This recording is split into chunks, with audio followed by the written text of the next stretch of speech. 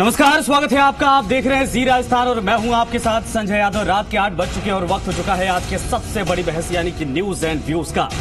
प्रधानमंत्री नरेंद्र मोदी ने एक बार कहा था कि विरोधी जो मुझ पर पत्थर फेंकते हैं मैं उसी पत्थर को अपने लिए सीढ़ी बना लेता हूं। तो क्या इस बार भी कांग्रेस ने गलती कर दी है?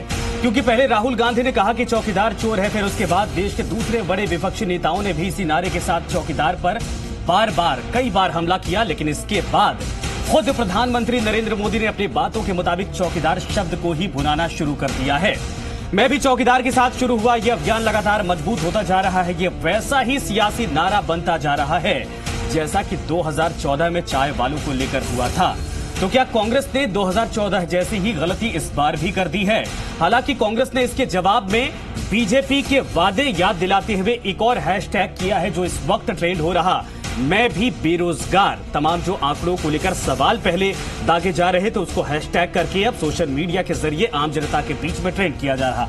अब सवाल क्या नरेंद्र मोदी के मैं भी चौकीदार पर राहुल गांधी का मैं भी बेरोजगार नारा भारी पड़ेगा? क्योंकि पहले चौकीदार चोर, उसके बाद बीजेपी ने उस पर बढ़त बनाई मैं भी चौकीदार, लेकिन अब जाकर मैं भी बेरोजगार के जरिए मैं भी चौकीदार को दबाने के लिए कांग्रेस पार्टी आगे कदम बढ़ा रही है, इस नारे को आगे बढ़ा रही है। देखना यह है कि कौन किस पर भारी पड़ता है। एक रिपोर्ट आपको दिखाएंगे, फिर चर्चा की शुरुआत करेंगे। लेकिन आज यही मंथन कि क्या वाकई में तमाम जो विकास के मुद्दे थे, विकास की बातें थी, आंकड़ों की बातें होती थी, तमाम वादे जो किए गए थे वो सब दरकिनार कर दिए गए। क्या इस बार का चुनाव ये माना जाए कि इन्हीं जुमलों पर, इन्हीं बयान बाजियों पर होगा जिसके जरिए आम जनता अपना भविष्य चुनेगी, भविष्य का नेता चुनेगी?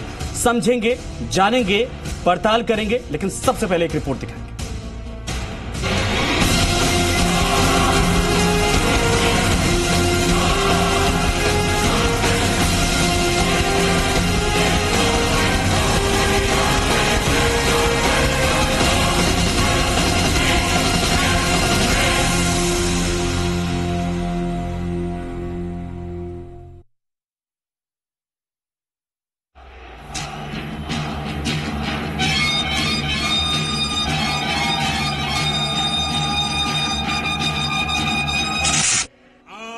ये चौकीदार पूरी तरह से चौकन्ना है।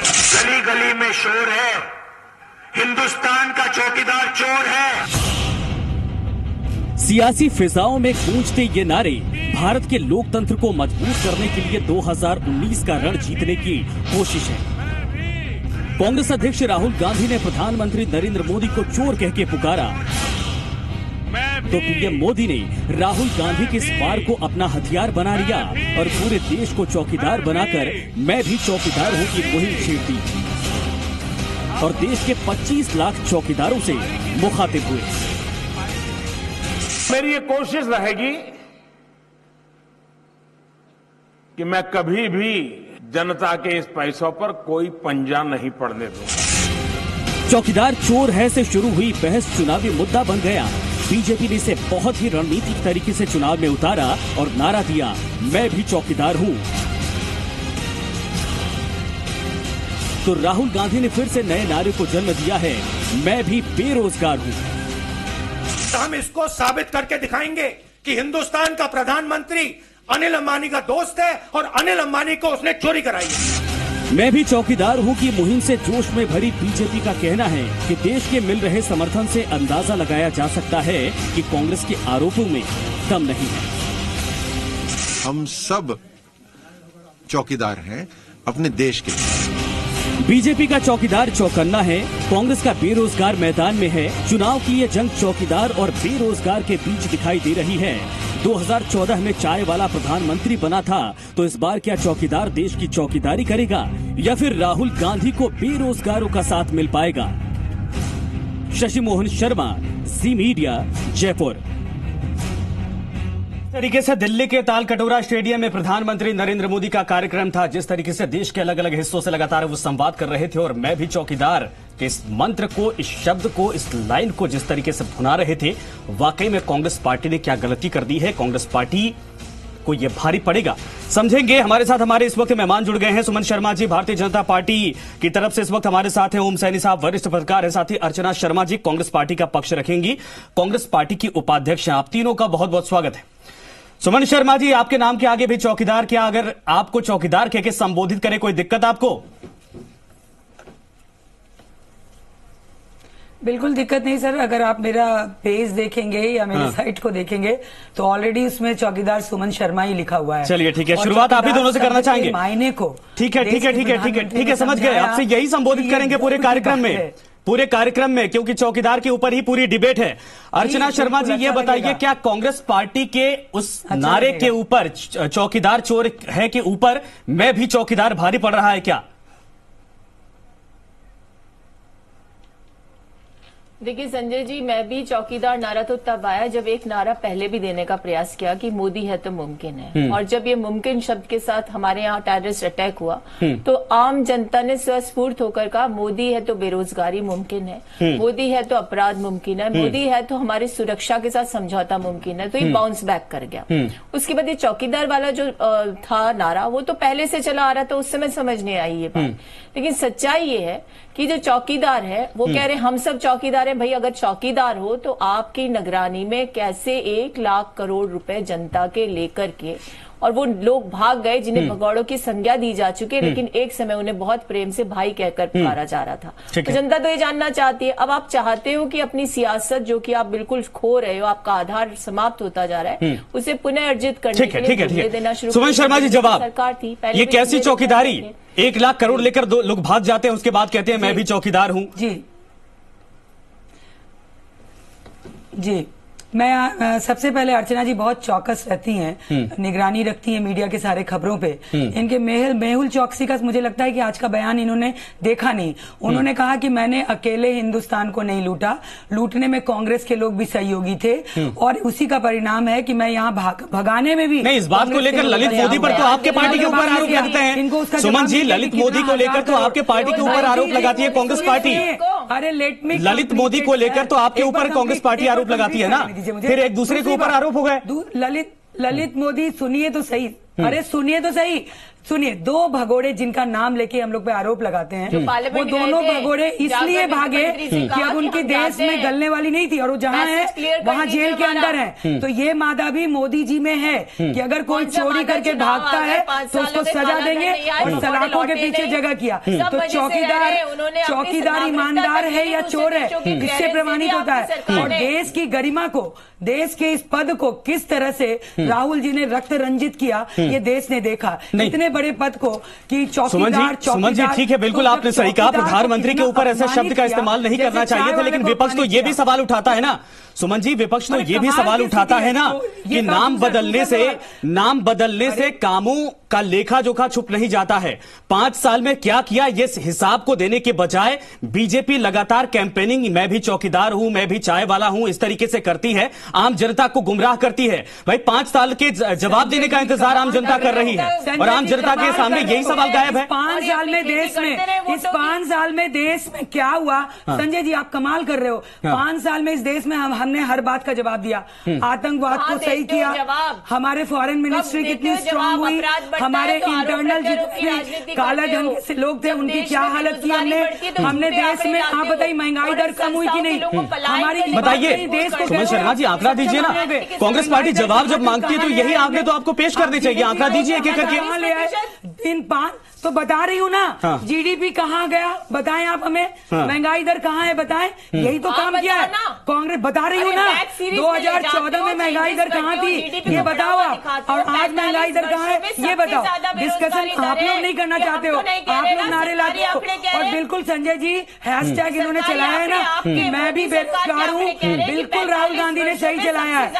कांग्रेस के सारे लोग बेरोजगार हो गए हैं, इसलिए उन्होंने ये चलाया है कैंपेन कि मैं भी बेरोजगार हूँ। इस देश से कांग्रेस के सारे लोग, क्योंकि गोरख धंधा करने वालों को इस देश में जगह नहीं मिलेगी, इसीलिए वो हैशटैग कर रहे हैं कि मैं भी बेरोजगार हूँ, मैं भी बेरोजगार हूँ। बिल्कुल सही कहा, राहुल गांधी और उनकी पूरी टीम, उनकी पूरी पार्टी बेरोजगार हो रही, इसलिए हैशटैग चला रहे हैं। इसलिए हमें कोई आश्चर्य नहीं है। और हैशटैग चला के क्यों 8 करोड़ फर्जी लोगों को देश में, 8 करोड़ फर्जी लोगों के नाम से। सुमन जी मैं चाहूंगा जो सवाल पूछा जा रहा है उसका जवाब दीजिए। ठीक है, आप दोनों के पास मैं आना चाहूंगा। सैनी साहब, मैं आपके पास वापस आ रहा हूं, आप दोनों को रोकना चाहूंगा इस वक्त। सैनी साहब, ये बताइए, कांग्रेस पार्टी क्या 2014 की तरह ही चाय वाले नारे की तरह एक बार फिर से गलती कर बैठी है? देखिए संजय, एक बात पहले ये तो तय कर लें कि हम लोग क्या सोचते हैं। मीडिया के लोग, हमें जो आदत रही है कि हम लोग घोषणा पत्रों के माध्यम से जो सरकारें घोषणा पत्र जारी करती थी उनका लेखा जोखा क्या करते थे कि अभी नए चुनाव में उन्होंने क्या हासिल किया, क्या दिया, क्या नहीं दिया। ठीक है, उसके बजाय इस तरह की बातें करना, ये मुझे लगता है कि नया ट्रेंड स्टार्ट हुआ है 2014 से, जो बड़ा तकलीफ देह है। इसमें न बेरोजगारी की चर्चा होती है, न इसमें महंगाई की चर्चा होती है, न इसमें कुछ विकास हुआ है उसकी चर्चा होती है। ऐसी स्थिति में 2014 में भी वो जो मैं चाय वाला हूं का जो नारा दिया था, अपने आप में एक प्रधानमंत्री की हैसियत से मुझे ठीक नहीं लगता है कि ये सब बातें कहने की आवश्यकता है जब देश ने उनको अपना प्रधानमंत्री बना लिया। चाय वाले थे तो चाय वाले की बात कही सर, इसमें क्या चाय बेचना या चाय वाला होना अपमानित शब्द है क्या? जो है कम से कम सच तो बता रहे हैं, तंज की तो नहीं बोल रहे हैं, तंज की भाषा का कोई अर्थ नहीं है। मणिशंकर जैसे लोगों ने मजाक भाषा का कोई जवाब दिया। अगर सवाल ये भी है ना कि अगर ये बात कही जाती कि चाय वाला प्रधानमंत्री कैसे बन सकता है, सर ये तो ओछी मानसिकता की निशानी है। ये भी शब्द नहीं बोलना चाहिए था, पसंद आया। ये नारा भी नहीं देना चाहिए था कि एक चाय वाला कैसे प्रधानमंत्री बन सकता है। ऐसी बात कहने पे कांग्रेस पार्टी ने यानी मणिशंकर अय्यर को जिस तरीके से दूसरे लोगों को पार्टी से सस्पेंड किया, तो ले तो लिया, फिर अपने आप में नजीर है उसका। सैनी साहब ले लिया वापस, जनता पार्टी को भी सैनी साहब ले लिया वापस दोबारा। पार्टी ने ऐसा नहीं किया, कांग्रेस पार्टी ने दोबारा ले लिया। और ये तंज वाली जो जुबान चली है, ये अपने आप में क्या नजीर, मैं कहता हूँ इस तंज वाली जुबान का कोई अंत नहीं है। अगर आप इसे रोकेंगे नहीं, जो लोग आगे हैं, जो लोग शासन कर रहे हैं, उन्हीं को भाषा को नियंत्रित करना पड़ेगा। अगर वो नहीं करेंगे तो फिर चलता रहेगा। मणिशंकर अय्यर, बहुत सारे लोग हैं, अरे मणिशंकर शशि थरूर, हमने उस हिसाब से उधर ट्रीटमेंट किया। कश्मीर चले जाइए, अब्दुल्ला जी, बाप बेटे जिनसे आप लोग का कोलैबोरेशन है, आप देख लीजिए क्या हाल है। संजय जी, मुझे एक बहुत इंपॉर्टेंट बात है जो आपसे भी शेयर करनी है। अभी तो राहुल गांधी की बेरोजगारी है। अर्चना जी, मैं आप ही के पास आ रहा था, अपनी बात पूरी करिए, फिर मैं सवाल लूंगा आपसे। अर्चना जी, अपनी बात पूरी करिए, फिर मैं सवाल लूंगा आपसे। उसका परिणाम आपको नजर। सैनी साहब आता हूं, बारी बारी से चलते हैं सर, 20 मिनट का समय होता है। अर्चना शर्मा जी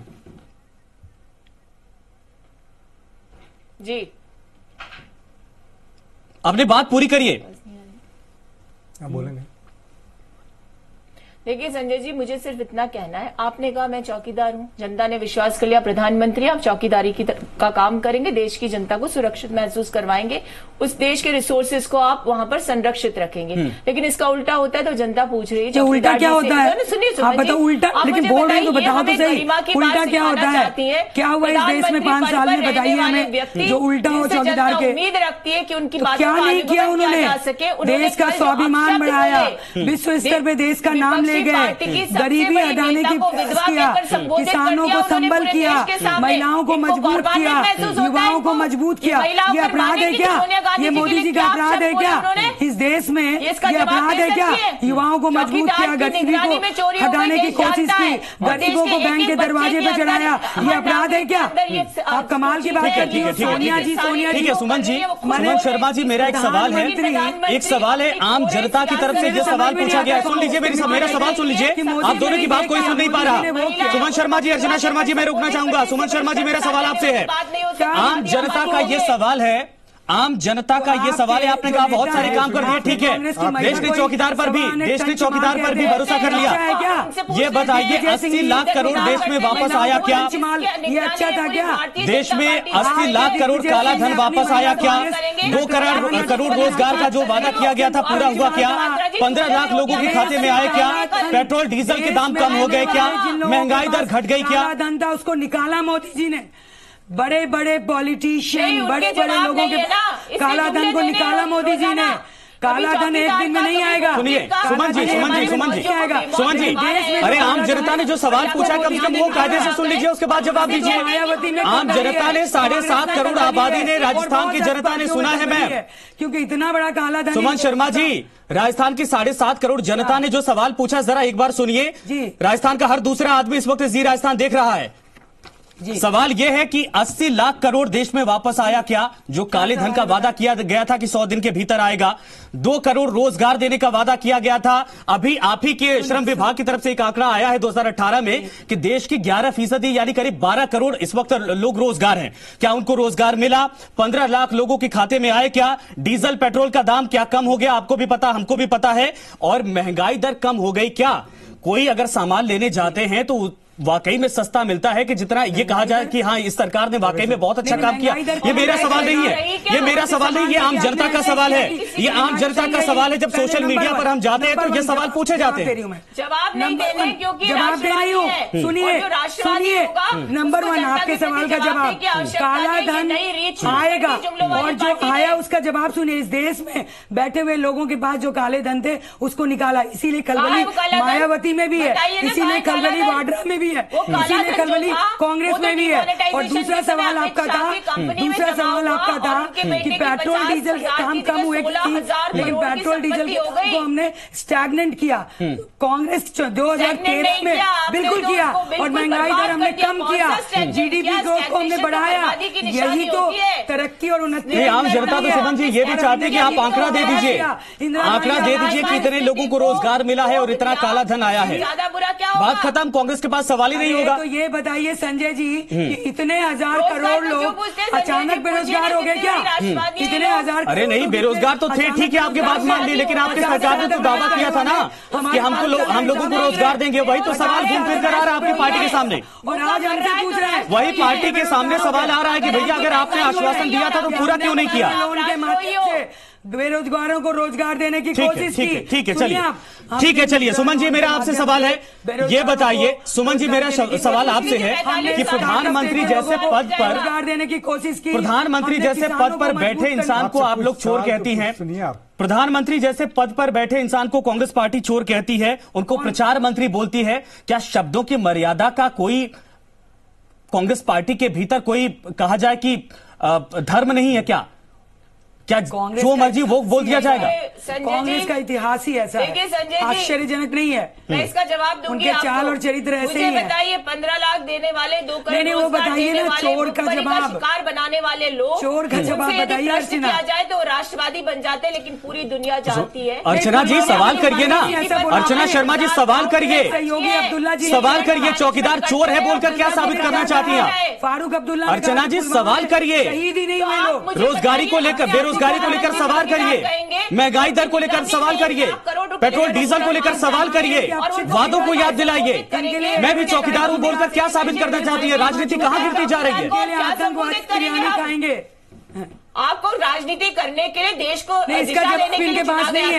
या इवेंट मैनेजमेंट कंपनी चलाने के लिए चुना गया था कि रोज जुमले दे दो और जनता से कुछ, इसीलिए देश की महिलाओं के रसोई में गैस पहुंच गई, इसीलिए महंगाई दर कम हो गई।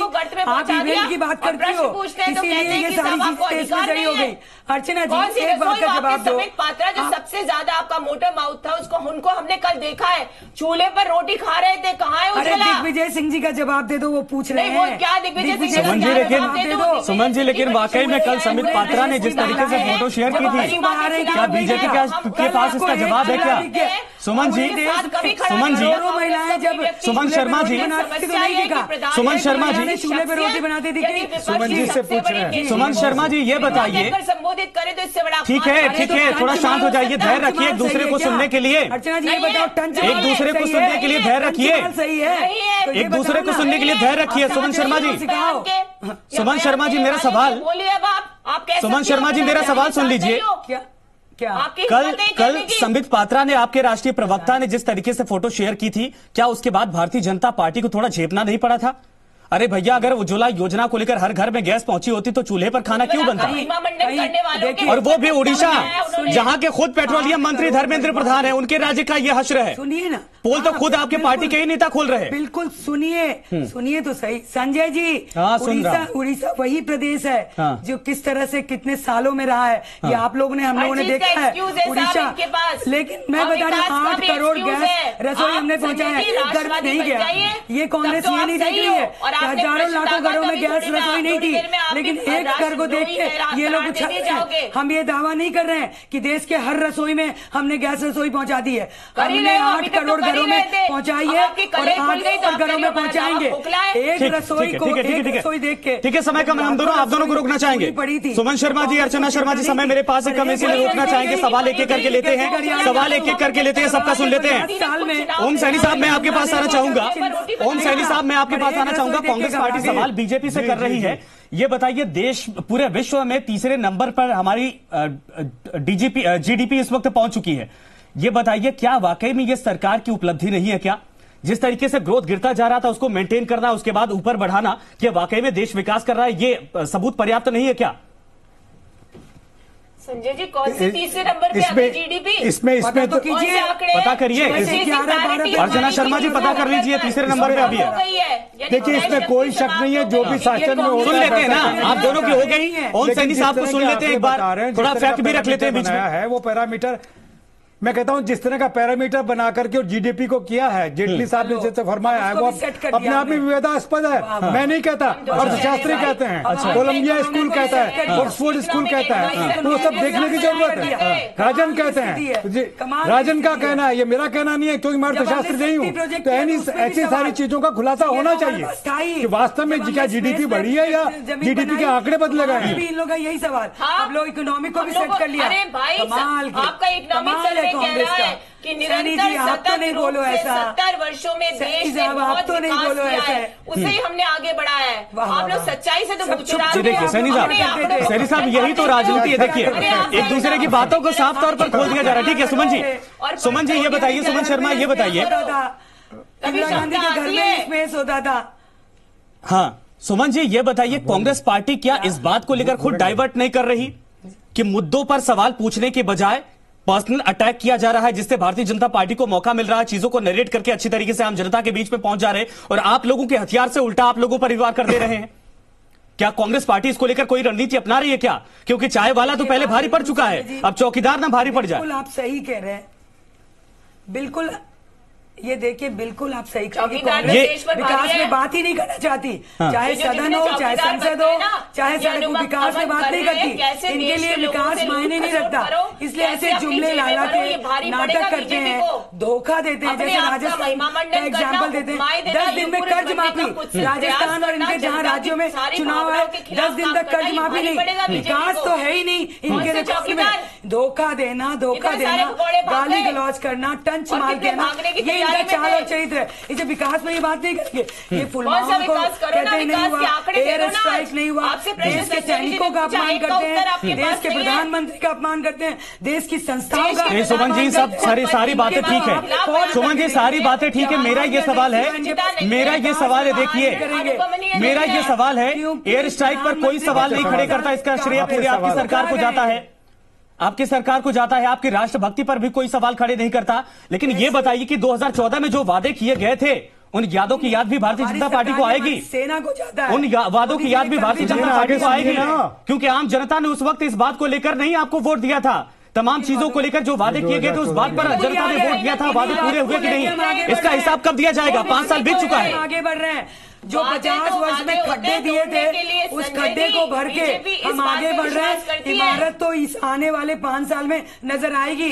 उन खड्डों को भरने में हमारा 5 साल गया है। जो देश को गर्क में ले जाने का काम कांग्रेस ने किया था, उन खड्डों को भर के समतल किया है। अब इमारत बुलंद नजर आई। ठीक है अर्चना जी, सुमन जी और ओम सैनी साहब, चूंकि समय मेरे पास कम है, लेकिन हिसाब तो आम जनता को चाहिए। आप लोग सुन लीजिए कि दिन भर जो हमने सवाल पूछा है, उसको लेकर आम जनता ने क्या जवाब दिया है। नरेंद्र मोदी के मैं भी चौकीदार पर राहुल गांधी का मैं भी बेरोजगार का नारा भारी पड़ेगा, ये आम जनता ने कहा है। बिल्कुल 42% लोगों ने कहा अच्छा नारा है, भारी पड़ सकता है। लेकिन 58% लोगों ने कहा है कि प्रधानमंत्री नरेंद्र मोदी के सामने ये औजार कांग्रेस पार्टी का सही नहीं है, इसको बदलना होगा, ये कारगर साबित नहीं होगा। अब सभी का शुक्रिया इस पूरी तमाम चर्चा में शामिल होने के लिए, अपना अपना पक्ष रखने के लिए। लेकिन सवाल यही कि पहले देश का चौकीदार चोर, उसके बाद नारा आया भारतीय जनता पार्टी ने बड़े ही अच्छे तरीके से कहा जाए कि उसको बना लिया मैं भी चौकीदार। लेकिन अब कांग्रेस पार्टी लेकर आई है मैं भी बेरोजगार। इसमें सिर्फ नारा नहीं, प्रधानमंत्री नरेंद्र मोदी पर हमला नहीं, बल्कि देश के उन तमाम बेरोजगारों को दुख को भी बयां करने की कोशिश की जा रही है जो पिछले 5 सालों में वादों के तौर पर भटकते भटकते अभी तक उनके सपने पूरे नहीं हुए। देखना यह है कि नारों का वाकई में चुनाव में कितना असर पड़ता है, आम जनता, युवा पीढ़ी आखिर किसके साथ जाती है। फिलहाल इस चर्चा में